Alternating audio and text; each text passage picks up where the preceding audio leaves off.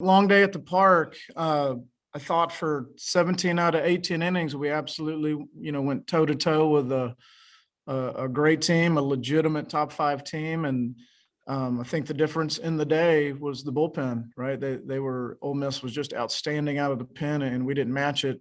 Both of those starters were outstanding. I thought Nikhazy and Hoglund were just fabulous. And I thought Tyler Ross and Dylan Smith went toe to toe with them.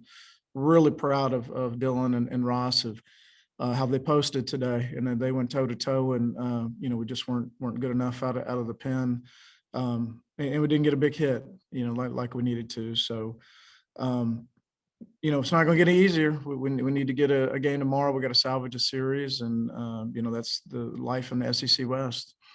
You guys have any questions? Yeah, just to start off, can you talk about the home runs and the string of them in game one? How much confidence can that build being able to hit one deep off of a big time prospect like Hoglund? Well, it's huge. And, we've got some physicality, some strengths, some guys that can impact the ball. And, I think we hit more home runs than they did today, but the difference is, a couple of theirs had somebody on base.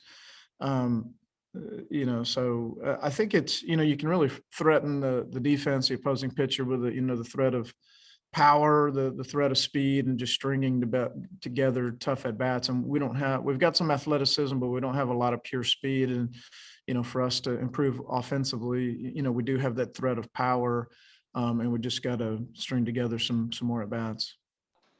And then can you talk about how do you kind of bounce back? You give up the lead late in game one. How do you kind of get everyone refocused in that break between game one and game two and ready mentally for the next game after blowing that lead?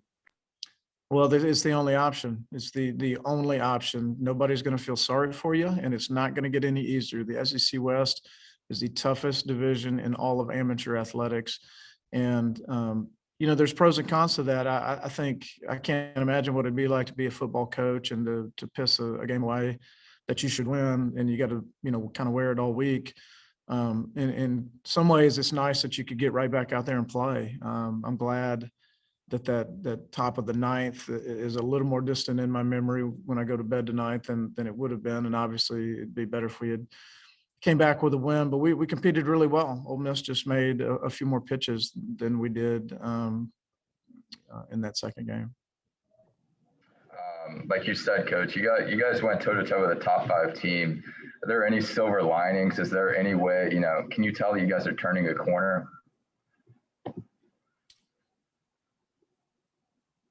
Harrison, I think it's a little early to answer that question, and that's what I talked to the kids about. We're 5 out of 30 games deep into this deal, and Arkansas and Ole Miss are legitimate top five teams. And, we're not at full strength right now. I would love to throw Connor Preload, tomorrow and have Hammer in the lineup.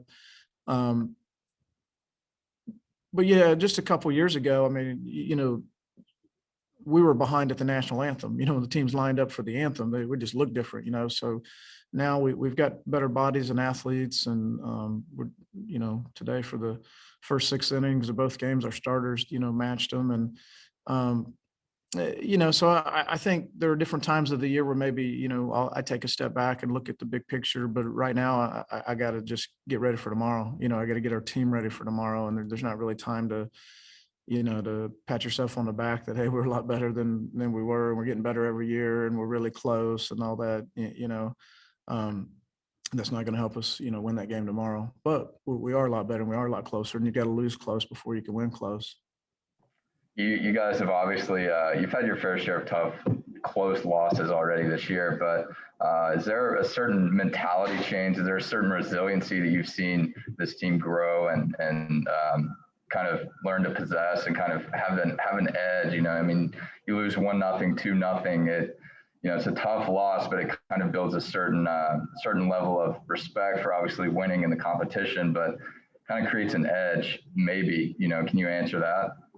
Well, we've won our share of close games too. We've had some walk-off wins, and we've just been in a lot of close games, and that's a personnel that we have. So I think all those close games we played in the preseason have helped us to this point, even though in league play, like today we lost the close games, but I don't think it was because the moment was too big for us. You know, we just didn't get the big hit or make the big pitch.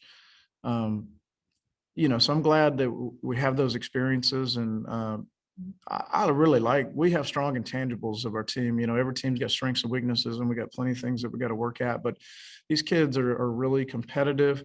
They really want to win. They believe in themselves. You know, there's not. We didn't lose that first game of the ninth because our guys were like, "Oh crap, we're not supposed to beat them. You know, we're not good enough. You know, we just didn't make the pitches. We just weren't. We just didn't execute pitches out of the pen today in that one inning."